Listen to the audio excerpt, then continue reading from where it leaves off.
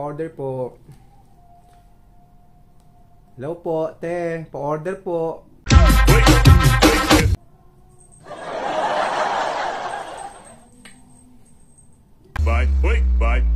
Te. 1 bucket po ng chicken. Te, pa-order po. Grabe naman si ate. Napaka-busy.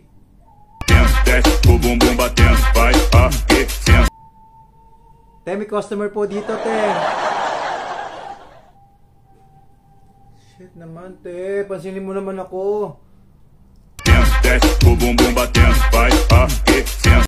Pero in fairness, Te, pa-order po.